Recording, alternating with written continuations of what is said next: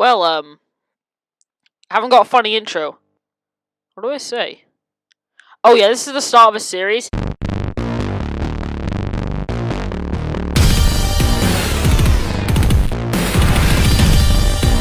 Thomas and the Magic Railroad, or more commonly abbreviated to TATMR, is a 2000 feature-length film. This is the first Thomas and Friends film and was produced, written, and directed by Britt Allcroft. They created the classic series Thomas and Friends and the TV show Shining Time, and produced it up until the 7th season of the show, before she left Hit Entertainment for season 8. The film only has two big names in it, Peter Fonda as Burnett Stone and Alec Baldwin as Mr. Guard. Sorry, conductor, you Americans, even though British. It was using the models and used real actors who were superimposed in post on a green screen onto Sodor. This movie was panned by critics and the fandom. One of the main reasons was for the fact that there were more people than engines in a movie about Thomas. However, my good friend Annie C. likes the movie, so I asked her why, and she responded with, I love TATMR because it has such a magical, comforting atmosphere. It's visually beautiful, and it just feels like a warm hug. It's inspiring and fun and gentle and magical. Multi-Green Thunder said that. One of the best movies ever made. Few movies make me as happy as that one. It's got a lot of interesting lore and drama surrounding production as well. Best thing to happen before season 5. Love it to pieces. On the other hand, my friend Ted, Oliver Duck, has a very different opinion on that, stating that, on TATMR, not my cup of tea. Prefer things that would be more possible in real life. I got a lot of nostalgia for it from growing up, however. This movie was intended to be a crossover between Allcroft's two TV shows from the 90s and 80s, Thomas and Friends and Shining Time. That's why many of the characters are live action for Shining Time was.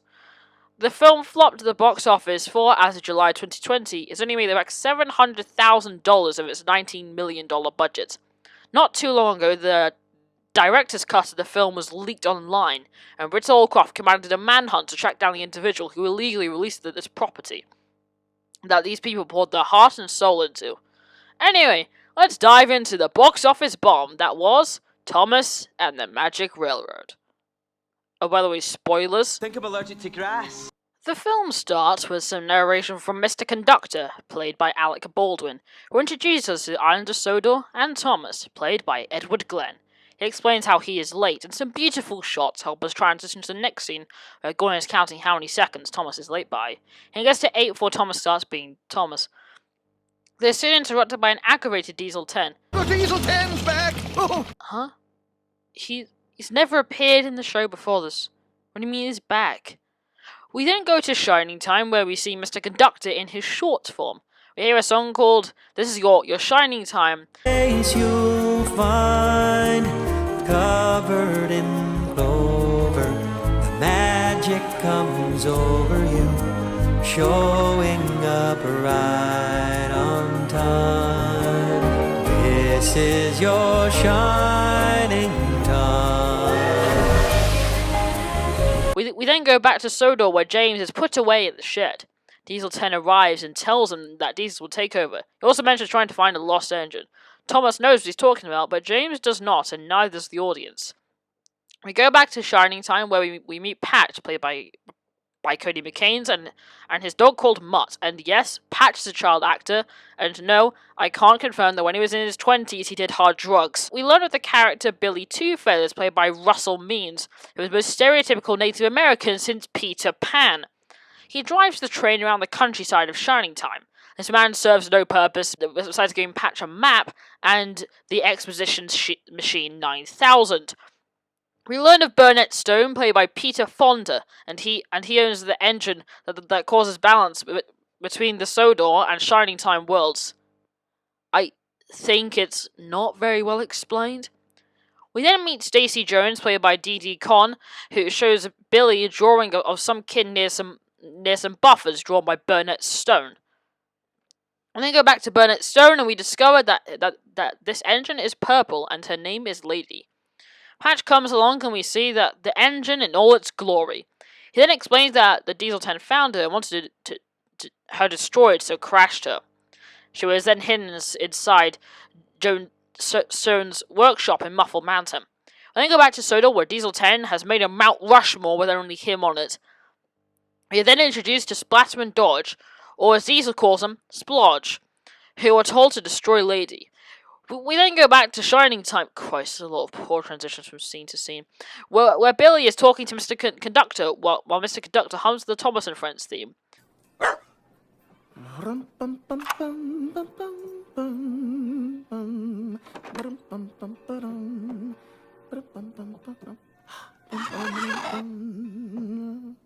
It's a lot like that scene in Spider-Man 2 where that lady's playing the 60s Spider-Man theme.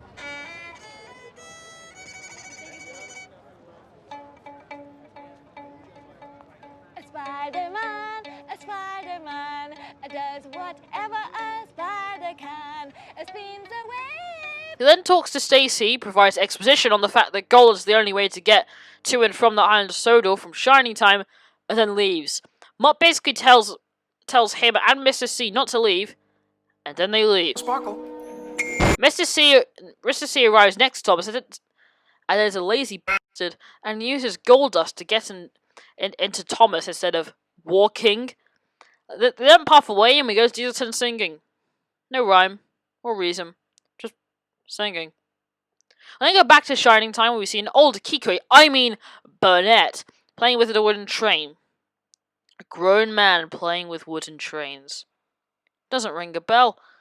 He then looks at the painting of Lady, which I think should be Annie C's new profile pic on either YouTube, Twitter, or Insta, because it's really well done. We are then introduced to Burnett's granddaughter, Lily, played by Mara Wilson, who is the riskiest 10-year-old I've ever seen. Like, what? It's raining, and you're climbing up a ladder. You could fall easily, snap your neck, and die. The ladder isn't even sloped, it's a vertical f***ing death sentence! Anyway, she appears to live in New York. From one of the last frames of her scene, I think I can see the North Tower of the World Trade Center, which was subject to a terrorist attack 1 year after this film's release, which caused both the towers to collapse and be replaced by the Freedom Tower in 2014. We then go back to Sodor, where everyone is trying to be happy and stuff. As usual, James and Gordon are bullying Thomas because of his classic tank engine. And is this train right? No, not going there. Diesel 10 dumped sneaky powder in the area, and Splatter and Dodge get some on them because funny. Mr. Conductor is reading a letter from the Fat Controller, and he then receives a call. We then go to Tim's sheds where Diesel 10 attacks, and it's very epic. Mr. Conductor runs out of magic gold dust and cannot escape Diesel 10's wrath. He gets him to go away because he threatens him with sugar, which would clog his engine. He then has a bad dream where Shining Time goes to crap because he isn't there and he needs help. Mott went with Lily to the station, for Lily needs to go to Muffet Mountain to meet her granddad. Lily asks the dog instead of, the guard that's standing right next to her, where track 3 is, and just blindly trusts him, I guess. He purposely puts her on the wrong train so she wouldn't be there when it all went to crap. At Shining Time, Burnett hears Lady's whistle in the wind. Back on Sodor, Mr. C is scratching James's nose. He then heads to where he thought the windmill was. The engines talk, and then Thomas goes to look for Mr. Conductor. Mr. C finds a note brought to him by a king rabbit, who also gives him a carrot. He then finds a bellflower to call his cousin Junior, played by Michael E. Rogers. He tells him to come to Sodor, and he goes. Personally, I think Mr. Conductor Fan 1406 do a better job, which he will be doing in the TATMR parody on the 26th of July. We arrive at Shining Time, where somehow Mutt beats Lily to there. Junior meets Lily, and instead of blowing his whistle, he does a Harry Potter and apparates out. I don't feel so good.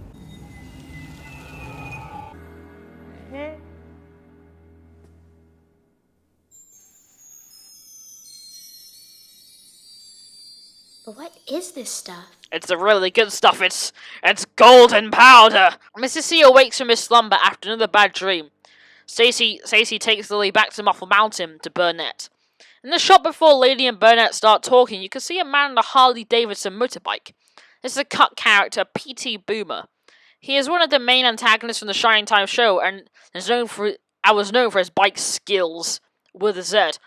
He was originally meant to be in the chase scene at the end of the film, Diesel 10, but was cut for unknown reasons. Lily gives Stone a friendship bracelet, and they stay in Stone's house. Stone, Patch, and Lily all hear Lady's whistle. This shows it isn't a figment of Stone's imagination, and the lady can live on. We then go back to Soda where Percy is pulling the mail train. He pulls it into Knapford where Diesel, Ted and Thomas await. Percy accidentally tells Diesel the magic buffers, but luckily Toby mentions it, and Toby then follows Diesel 10. He tracks him to a smelter's yard where Diesel 10 knocks the shed over on himself. Then here's the really useful engine. What the f*** it's called, please. Here's the song. Give me the name of it in the comments, please. Thomas passes Henry, who's getting special coal, even though he's got his new shapes. That wouldn't make sense if you would. And goes to collect some trucks with special coal. He mentions that he's getting 6, but 1 is pushed through the magic buffers, confirming Percy's suspicions. Thomas tells him to protect the buffers while he finds Mr. Conductor, who's walking across the viaduct. Then Diesel 10 attacks him. Mr. Conductor sees what he saw in his dream, with the viaduct collapsing. Mr. Conductor cuts Diesel 10's wires, so he yeets him halfway across the island onto some sandbags next to the windmill. One point in the scene later, we see Patch and Lily talking, and then they go on a romantic horse ride. As always, child actors' interactions are awkward as f***. Lily and Junior go to Sodor through the Magic Railroad, roll credits, and they see Thomas's truck from earlier. Oh, bunker, it's... Nice excuse for a bugger there, Thomas. Junior and Lily ride Thomas to the windmill, where Mr. Conductor is. They're caught by Topham, and Junior is atop the windmill. The wind catches up to him and he is yeeted atop Diesel 10. Diesel's hijacked him! Hijack. Verb. Unlawfully seize aircraft, ship, or vehicle in transit and force it to go in a different direction or use it for one's own purposes. No, he hasn't. We go back to Muffle Mountain where it has arrived at sunset. Lily has not returned. Percy finds Splatter and Dodge at the buffers. They're lazy bastards, so decide to come back tomorrow. The group of Mr. C, Lily, and Thomas set up camp on the island. Mr. Conductor tells Thomas to take Lily through the buffers. They follow a Ride West rolling bush to the buffers because it can f***ing talk! They go through the Magic Railroad, collecting the coal truck along the way, and arrive at the other side, where Thomas dies. Lily, where are we? Bust my spoiler!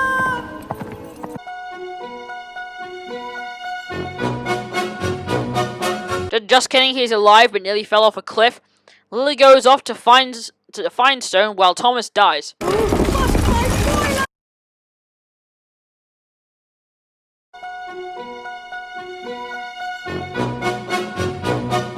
Just kidding, he somehow survived.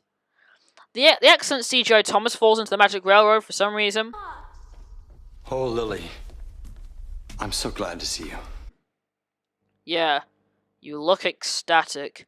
Donald Trump could express more emotion than you. This is the first time in a movie where the kid actors are actually better than half the adult actors. Patch goes to get some special coal from the truck while Junior is surfing atop Diesel 10 into the smelter's yard, where James is. In the impact, Junior is yeeted from Diesel 10 onto James. Although all hope seems lost for Junior and James, he uses the last of his gold dust to get them out of there. Lady is loaded with coal and puffs out of Muffle Mountain onto the Magic Railroad. As he gets his energy back, by God, she gets your face! Thomas tails behind her. They arrive back on the island. Diesel 10 arrives and an epic chase scene ensues, ending with a dramatic fall off the viaduct for Diesel 10. Mr. Conductor and Junior get the gold dust back, and Junior gives some to Lily. Junior receives the official conductor hat, and Mr. C is called by the Fat Controller. They sprinkle the gold dust on the bird toy that Lily has, and all the Shining Time characters head back to Shining Time, and the film ends. So, was it the magical masterpiece that Annie and Multi perceive it to be, or be the pandering, boring film like most of the fandom, like Ted, claim it to be? Let's start off with the positives of the film. It's a very interesting story, most acting is top-notch, the model work, set design, and character movement is perfect. This film has a lot of nostalgia backing it for its release in the 2000s, and most of the fandom were born around or before them. The songs are very catchy, and you find yourself singing them to yourself afterwards. Negatives are a lot of things. To quote my dad, this movie is a 1 hour 22 minute sack of shit. Peter Fonda's acting is atrocious. Half the engines are played by the same person. It jumps from scene to scene very quickly, and it's very forgettable, besides the chase scene at the end. The film is way too quickly paced. It goes from scene to scene faster than you can say bunch of crunchy carrots. Octonauts? Anyone?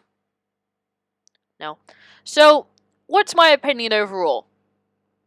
Not the masterpiece that Annie Multi described it as, but it doesn't deserve all the hate it gets. I can definitely get the thing that Annie said about the fantastical elements. And I love the Harry Potter series almost as much as Thomas, but I don't understand the bit where Thomas just falls into the ground but before Lady, and is in the Magic Railroad, behind Lady. There are problems with the movie, most definitely, but it's a fun movie you can just zone out and watch. As a Thomas film, it's crap. As a Shining Time Ball standalone, it's pretty good. Thanks for watching, comment, like, subscribe, share and all that jazz. The next film on my list is Calling All Engines, released in 2005. I simply can't wait.